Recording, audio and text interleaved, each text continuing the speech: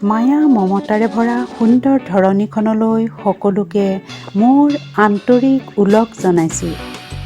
মোৰ পৃথিৱী, ভাৱনাৰ পৃথিৱীলৈ। এই পৃথিৱীত আছে দুচকুত মোৰ আদিমৰ ৰঙীন চশমা। কি যে আবিৰহনা আছিল মোৰ সুন্দৰ পৃথিৱীখন। আদিম মানৱে যেতিয়া নগ্নতাৰে জীৱন অতিবাহিত কৰিছিল, মইও দেখোন বস্ত্ৰবিহীন উদংশৰীৰে জন্ম লৈছিলোঁ।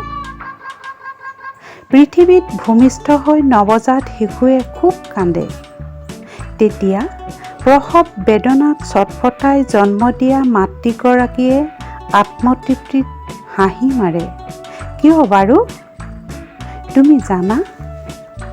মই নাজানো, ময়ো নাজানো। আদিম মানৱে যেতিয়া জাঠি জোং লৈ জীৱ-জন্তু চিকাৰ কৰিছিল, কেঁচাই কেঁচাই খাইছিল, গছৰ গুটি খাই পেলাই দিওঁতে পুনৰ গছ হোৱা দেখি আদিম মাতৃয়ে খেতি কৰাৰ আৱিষ্কাৰ কৰিছিল, ঠিক তেনেকৈয়ে মোৰ চেনেহী মায়ে মোক তুলি তালি ডাঙৰ দীঘল কৰাৰ আৱিষ্কাৰ কৰিছিল। মাৰ আদৰ যত্নত মই লহপহকৈ ডাঙৰ হৈছিলোঁ। আদিম মানৱে প্ৰকৃতিৰ অলৌকিক শক্তি, বিজুলীৰ ঢেৰেকনি, মেঘৰ গাজনি, ন-পানীৰ উজান উঠা, চৰাই-চিৰিকটিৰ কলবত বিস্ময়ত অভিভূত হৈছিল। ময়ো ফুটফুটীয়া ৰঙা বগা ফৰক পিন্ধি পখিলাৰ পাছে পাছে দৌৰিছিলোঁ। পৃথিৱীখনক ৰামধেনুৰ ৰঙৰ দৰে ৰঙীন দেখিছিলোঁ। তেতিয়া দুচকুত মোৰ ৰঙীন চশমা। পৃথিৱীৰ সকলো তেজ মঙহেৰে গঢ়া মানৱক আপোন আপোন লাগিছিল। আদিম মানৱে ক্ৰমে গছৰ বাকলি বস্ত্ৰ হিচাপে পৰিধান কৰিবলৈ শিকিছিল। শিলে শিলে ঘঁহনি খাই জুই ফিৰিঙতিত গছৰ শুকান পাত জ্বলাত কেঁচা মাংস পুৰি খাবলৈ শিকিছিল।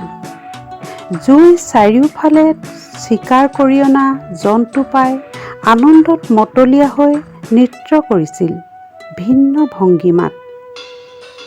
আজিও সভ্যতাৰ উচ্চ শিখৰত আৰোহণ কৰা কিছুমান মানুহৰ মাজতো জ্ঞানৰ অভাৱত আখৰিক নৃত্য আৰু বেপেৰ ভংগীমা দেখা যায়। এনে কিছুমান সস্তীয়া ভিডিঅ' চিনেমা প্ৰদৰ্শন কৰিছে যেন আমি আদিম মানৱতালৈ পাছুৱাই গৈ আছোঁ। মই ভাবোঁ ইয়াৰ দ্বাৰা সমাজত নৱ প্ৰজন্মক বিপথে পৰিচালিত কৰাত উদগনি যোগাইছে এচাম সুবিধাবাদীয়ে। সমাজত ছানি ধৰা কেৰুণবিলাক সচেতন নাগৰিকে উদ্যোগ লৈ গছবিলাক নুঠালে অদূৰ ভৱিষ্যতলৈ হানিকাৰক হ'ব। ময়ো ক্ৰমে সমাজৰ বুকুত পোৱা নীতি জ্ঞান লৈ পৃথিৱীৰ ৰঙীন স্বপ্নৰ মায়াজালত বন্দী হ'লোঁ। লোভ মোহ মায়া মমতাৰ লগত সুখৰ পাছত দৌৰোঁতে দৌৰোঁতে উজুতিও খাব লগা হয়। কল্পনাতে কাৰেংঘৰ সাজিছিলোঁ। পখী হৈ নীল আকাশত বিচৰণ কৰিছিলোঁ।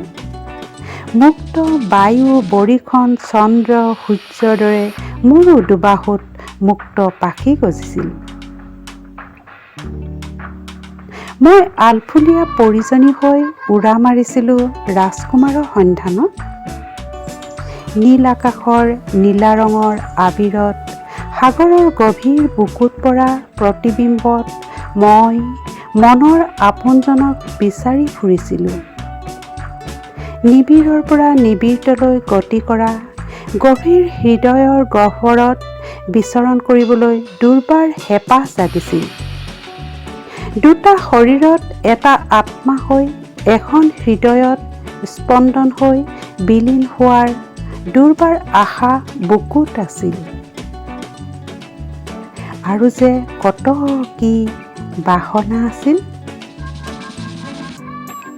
আদিম মানুহে প্ৰকৃতিৰ অলৌকিক শক্তি, চন্দ্ৰ সূৰ্য গছ অগ্নি বায়ু আদিক সন্তুষ্ট কৰিবৰ কাৰণে পূজা অৰ্চনা কৰিছিল। ময়ো মোৰ মনৰ হৃদয়ৰ আপোনজনক পাবলৈ সত্যম শিৱম সুন্দৰম সত্য আৰু সুন্দৰৰ পূজাৰী শিৱক আৰাধনা কৰিছিলোঁ। মোৰ হৃদয়ৰ ভক্তিৰে এপাহি শুভ্ৰ পুষ্পৰে প্ৰভুৰ চৰণত প্ৰকৃতিৰ মাজত কংকালত বাঘৰ ছাল পৰিধান কৰি গভীৰ ধ্যানত তপস্বী হে মহাদেৱ। উদিত সূৰুজৰ প্ৰভাতী কিৰণ মোৰ গালে মুখে বুলাই দিয়া। এয়া কল্পনাবিলাসী ৰঙীন স্বপ্ন, য'ত থাকিব তুমি, মই আৰু ধুনীয়া পৃথিৱীখনৰ অতিথি।